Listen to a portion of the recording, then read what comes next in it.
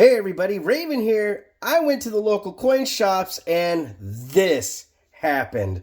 Ladies and gentlemen, on this table there are a number of very cool, unique, and epic items. I'm going to start off with some of the entry-level stuff and then we'll go through this entire stack because I'm telling you there's some things in here that are absolutely amazing. This one, I said starter item, but it's an 1892 Barber with some gorgeous toning. Beautiful to say the least, my friends. You see that original mint luster going on, that really nice toning. But the entry level is the 1912, a nice Barber in decent condition. Then we have a 1915 Barber, a little bit nicer, but still a less expensive example of coinage. We have a gorgeous 1916 Barber dime. We have an 1899 Barber quarter right here. This is a very, very nice example. That's at least an XF and something that'd be nice in anybody's collection. Then a 1916D Barber quarter. Then we're moving on to the walkers. We have, starting off with a beautiful 1935 Philly. That thing is absolutely a stunner, my friends. 1941 Denver. People had asked if I could get some raw stuff in, and so I did. So a lot of the ones in the 40s here are more of an AU, but still really nice and not as pricey as the BUs. That's a 43S. We have a 44 Philly. I like the darkness on this one. And as you can see, it's a really nice coin, but in here where you'd want more detail for it to be BU, that's why this is an AU. The 35 is the one that was BU. The rest of these are AU examples. Like I said. All right. Then we have this beautifully monster tone 1971 vintage 1 ounce silver round, ladies and gentlemen, from the Havasupai. This was the American Indian collection that they did back in the early 70s. And we will go from there to some slabbage. We have a 1919 S, NGC slabbed and certified XF45 brown. We have some Merc action, 1945 Mercury dime MS65. And you know how we like the Mercs in the nest. The next one is another 1945, but this one's an MS66. And it is in that really cool Gen 8 holder. And I really think that's pretty neat. I didn't get all the little code tags off the back. You know, dealers love using price codes, and I try to get them off, but I forget. We have a 1944 Denver. Again, another price tag on there. Or it's not actually a price tag, it's a code to let them know what they paid for the coins so they can make a deal on the spot. This next one, 1958, PCS slabbed and certified at an MS65. And it's kind of a strange slab. There's something different going on there, but the quarter is actually nice. I bought the coin and not the holder. We have a 1969 S Kennedy, PCS slabbed and certified at a Proof 69 deep cameo. Now, in the 60s, it was really hard to get cameo coins, let alone a Proof 69. We have a 68 Denver that's an MS64. Somebody sent in a 40%er to get it graded. It's a 50th anniversary, it says there, for Kennedy, that slab. Very, very cool. Then we have a 1904, our only slabbed Morgan today, 1904 MS64 PCS slabbed and certified. Then we have a date run of silver Kennedy halves from 2001, 2, 3, 4. 5 has an interesting toning starting in the center. And then number 6. So I think when that goes up for grabs, that'll be done as a date run set from, you know, 01 to 06. That's a total of 6 coins, and pretty cool. Then I was really fortunate to find some cool mint sets in the old plastic holders.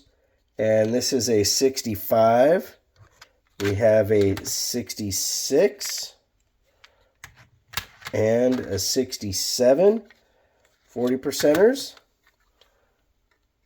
But they have buddies that came along with them. Matter of fact, let me make a little room so I can stack these up over here.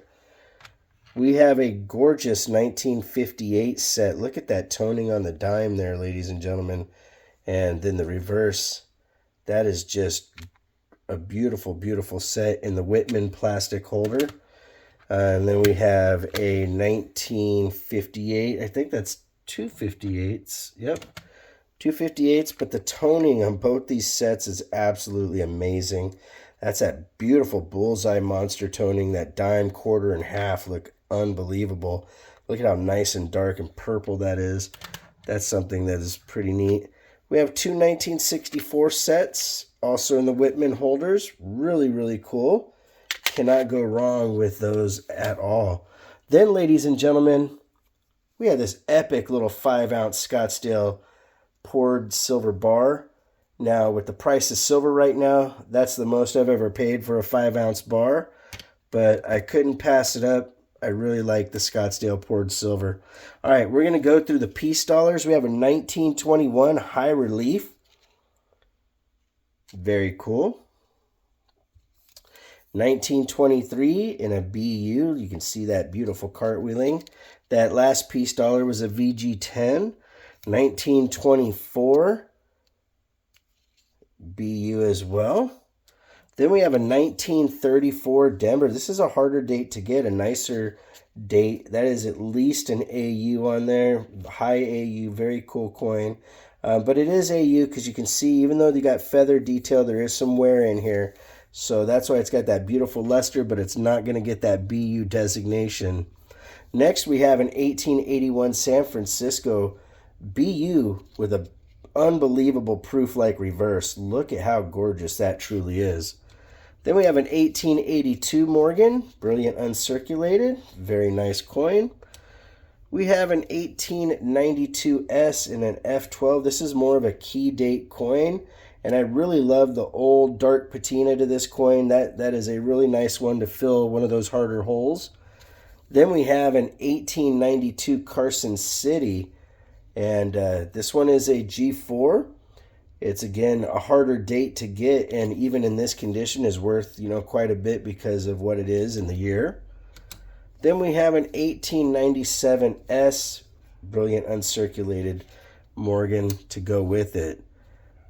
The next thing we have is this right here, ladies and gentlemen, 1937 Oregon Trail $half commem. This thing is absolutely a stunner. Plus, it comes in this Capital Plastics holder. This holder is like a $35 holder, if you can believe that. As much as 40-something in some places. And that is a gorgeous $half commem, one of my favorite designs for that. We have an 1983 NGC Slabbed and Certified Libertad 1 ounce MS65, plus a 66 in the same year, different label. Very cool. And a 2022 Onza Libertad 1 ounce NGC Slabbed and Certified at an MS69. You cannot go wrong there. I'm going to show this coin over here last because that is an absolute really, really cool coin, to say the least. So here we have un pesos from 1899 from Mexico. Very, very nice. It's been a long time since I could get my hands on some nice examples.